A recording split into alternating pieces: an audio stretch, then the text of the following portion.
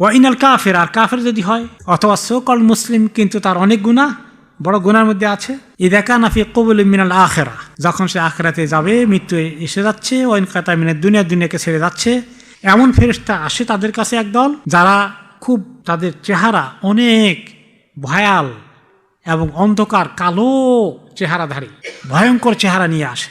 আর তারা তাকে পরানোর জন্য, তার রুহকে পরানোর জন্য, রুহকে পরাবে কি গরম লোহা দিয়ে ঢালাই করা যে ইয়ের মতো আছে পায়জামা বানিয়ে, সেটা নিয়ে আসে। ও সিয়াবুন, উপরেরটাও তাকে পরানোর জন্য যে বক্সে করে নিয়ে যাবে, সবগুলো আগুনওয়ালা এসব পরিধান আর বক্স নিয়ে আসে। আর এই অবস্থা দেখে তার মৃত্যু খবর টের পেয়ে তার নফস, শরীরের আঙ্গুলের, অন্য হাদিসে এসছে, চতুর্দিকে ছড়িয়ে পড়ে, কারণ নফসকে যেন ধরতে না পারে, রুহকে যেন ধরতে না পারে, রুহ একদম হারিয়ে যায়, পালিয়ে যায় আঙ্গুলের নখের ভিতরে পর্যন্ত। কিন্তু ফেরেশতা মুখের ভিতরে হাত ঢুকিয়ে দিয়ে এমনি করে টানতে টানতে এভাবে টেনে নিয়ে আসে, ছিঁড়ে যায়। অন্য হাদিসে এসেছে যেভাবে আপনি যদি একটা ভিজা চটের বস্তার মধ্যে বড় একটা তীর ঢুকাই দেন, তীরের মাথা আবার কি থাকে, উল্টা দিকে বাঁকা থাকে, আংটার মতো থাকে, তো তীরকে আপনি ঢুকালেন সোজা, তখন আবার আপনি টান দিবেন, কি হবে, অনেকগুলো সুতা টুতা ছিঁড়ে তারপরে আসবে। তার রুহ আসতে চায় না, এইভাবে করে তার রুহকে স্ট্রাগল করতে করতে ছিঁড়ে ছিঁড়ে নিয়ে আসে ফেরেশতা মালাকুল মউত, এভাবে তার রুহকে নিয়ে আসে, এনে তা এবং আনলে যে তখন তার নার, তার বিভিন্ন রগ ইত্যাদি এগুলো ছিঁড়ে ছিঁড়ে আসে রুহের সাথে। যখনই তার রুহ বের হয়ে আসে, আসমান জমিনে এবং জমিনের মাঝখানে যত আল্লাহর ফেরেশতা আছে সবগুলো তার লানত করতে থাকে, এই অভিশপ্ত তোর উপরে আল্লাহর আরো অভিশাপ পড়ুক, যে কি করেছিস জমিনের মধ্যে, কত ফিতনা ফাসাদ করেছিস। আজকে যারা ধরাকে সরা জ্ঞান করে কি করছে, মানুষের জীবন তাদের কাছে হত্যা করা কোনো ম্যাটারই না, তাদের কি অবস্থা হবে। লানত, তাদের ফেরেশতাদের লানত পড়তে থাকবে। অগুল্লাকাত আবু সামা দুনাহু, তার রূহ নিয়ে যখন ফেরেশতারা উঠতে চায়, সকল আসমানের গেট বন্ধ, একটা গেটও খোলে না। অতঃপর যখন গেট খুলে না, তখন বুঝতে পেরেছে, তখন সেখান থেকে তারা তার রুহকে থ্রো করে দেন জমিনের মধ্যে, ধাপ করে থ্রো করে দেন। এই থ্রো হয়ে তখন তার কবরে যায়। তারপরে থ্রো করার আগে যেটা হচ্ছে যে তারা আল্লাহ তাআলাকে বলে যে আল্লাহ অমুকের ওই ব্যক্তিত্ব রুহ নিয়ে এসেছি, আকার জমিনের দরজা একটাও খোলে না, তো আল্লাহ তাআলা বলে তাকে জমিনে নিয়ে যাও। তখন তাকে জমিনে থ্রো করা হয়।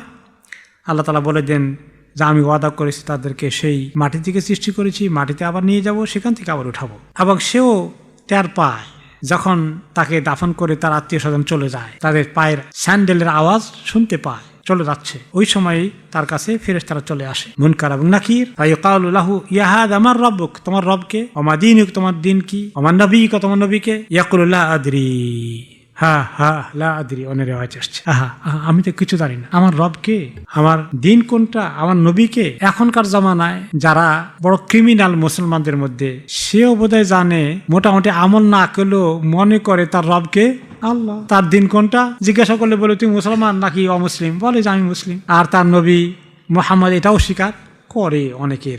এই স্বীকার, যেহেতু সে এই স্বীকারকে গুরুত্ব দিয়ে গ্রহণ করেনি, বলার জন্য বলেছে।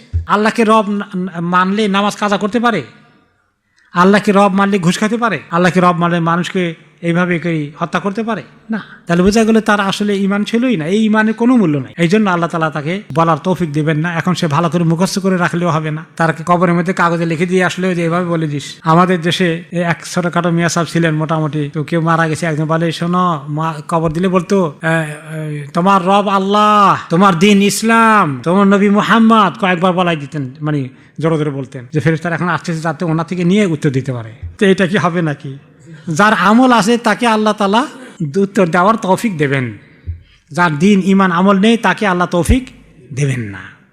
সে বলবে লা আদরি। অতঃপর ফেরেশতারা তাকে প্রচণ্ডভাবে বকাবকি করে, তাকে তারা যেভাবে শাস্তি দেওয়ার কথা সে শাস্তি তারা দেয়। তখন আসমান থেকে বলা হয় লা দারাইতা ওয়ালা তালাউতা, কোন কোন রাতে আসছে যে তুমি জানতেও না, এগুলো শিখার চেষ্টাও করেনি, কোরআন হাদিস থেকে তেলাওয়াত করে টোরে কিছুই শিখুনি। অতঃপর তার কাছে চলে আসে অত্যন্ত কুশ্রী বিশ্রী চেহারা নিয়ে, খুবই আগলি ফেস নিয়ে চলে আসে একটা মানুষ। মন্তেনুর রিয়াহ, খুব খারাপ দুর্গন্ধ তার কাছ থেকে ছড়িয়ে পড়ে, অনেক খারাপ দৃশ্য, কাপড় চোপড় সব কিছুই তার খারাপ, এমন সবগুলো দেখলেই ভয় লাগে। ভূতের মাথা ঘুরে দেখলে মানুষের ভয় লাগবে না? এরকম মারাত্মক ভীতিকর পরিস্থিতি তার অস্তিত্বের সঙ্গে জড়িত হয়ে আসে, এমন লোক আসে। তারপরে বলে তাকে লক্ষ্য করে মাইতকে, ইয়াহাদা আবশির বিসাখাতিল্লাহ আযাবিন মুকিম, তোমার জন্য সুসংবাদ নিয়ে আসছে, জানো কিসের? আল্লাহ তোমার প্রতি প্রচণ্ড গোস্বা হয়ে আছেন, তার শাস্তি আযাব দীর্ঘস্থায়ী, এই সুখবর দিতে তোমার জন্য আসছি। আল্লাহ তুমি কে? তোমাকে আল্লাহ আরও দুঃসংবাদ শোনাক। আমি বিপদের দিনে কে? তুমি এই দুঃসংবাদ নিয়ে আসছো, তুমি কে? কেন তুমি আসছো? লাওয়াজুকা ওলাজু ইবাশ্বর বিশার, তোমার এই ভয়াল চেহারা দেখলে বোঝা যায় তোমার কাছে খারাপ খবর ছাড়া কোনো ভালো খবর নেই। ইয়াকুলু আনা আমালুকা সাইয়্যে, তখন বলে আমাকে দোষারোপ করে কেন? আমি তোমার অপকর্ম, তোমার গুনাহ সবগুলো দিয়ে আল্লাহ তোমাকে এই সুসংবাদ দিতে আমাকে পাঠিয়েছেন। আল্লাহি মা আলিমতুকা ইন কুনতা লাসারিয়ান ফি মাসিয়াতিল্লাহ, আমি তোমাকে ভালো করে জানতাম তুমি অপকর্মে কিভাবে আল্লাহর নাফরমানিতে আগে ছিলে, সবার আগে আল্লাহর আমল নেক আমল করতে, ইবাদত করতে, যে তুমি কত পেছনে থাকতে, তুমি যেতেই চেতে না আল্লাহর ইবাদত করতে। আল্লাহ তাআলা যেন তোমাকে শার, বুরাই, খারাপ, ইভল দিয়ে তোমাকে ভালো করে যেন আল্লাহ শাস্তি দেন। ফায়াকুলু ওয়া আনতা ফাজাযাকাল্লাহু শাররান, তখন মাইয়ে তো বলে তোকেও আল্লাহ খারাপ যাতা দান করুক, তুই আমাকে এই দুঃসংবাদ দিলে এই বিপদের দিনে। অতঃপর তার জন্য আল্লাহ বরাদ্দ করে দেন অন্ধ এবং বধির এমন ফেরেশতা বিশাল হাতুড়ি নিয়ে এসে, এই হাতুড়ি দিয়ে যদি পাহাড়ের মধ্যে, লোহার পাহাড়ে আরব দেশে বাড়ি দেয় তাহলে আগুন জ্বলে যাবে, এমন মজবুত হাতুড়ি নিয়ে আসে, তাকে এত জোরে আঘাত করে তার মাথার মধ্যে, তার এই চিৎকারের আওয়াজ পৃথিবীর সৃষ্টির পূর্ব থেকে পশ্চিম পর্যন্ত সমস্ত মাখলুক শুনতে পায়, শুধুমাত্র জিন ইনসান শুনতে পায় না। এই পাথরের বাড়ির কারণে সেটা এমন গুঁড়ো হয়ে যায়, বালির সঙ্গে মিশে যায়, অথবা আবার তাকে অস্তিত্ব দেওয়া হয়, আবার তার রূহ এসে যায়, আবার তাকে পিটা দেওয়া হয়। এভাবে তার শাস্তি চলতে থাকবে কিয়ামত পর্যন্ত। এর নাম কি? কবর আযাব। এই কবর আযাবটা চলতে থাকবে। এখন সাহাবীরা বারা ইবনে আযিব থেকে বা তাবেঈনগণ এই হাদিস শুনলেন, যারা ওখানে ছিলেন না। এই লম্বা হাদিস শুনে বারা ইবনে আযিব রাদিয়াল্লাহু আনহুকে তাবেঈনরা হতে হবে, অথবা যে সাহাবীরা মিস করেছেন তারা হবেন। তখন নবী করিম সাল্লাল্লাহু আলাইহি ওয়াসাল্লাম দুনিয়াতে ছিলেন না, চলে গেছেন অলরেডি। তো ওনাকে জিজ্ঞেস করলেন, আমালাকুন হুয়া আম শায়তান, যে এই যে হাতুড়ি দিয়ে এরকম করে পিঠায়, এটা কি ফেরেশতা না শয়তান? কোনটা লাগাইছেন আল্লাহ তাআলা তার পিছনে?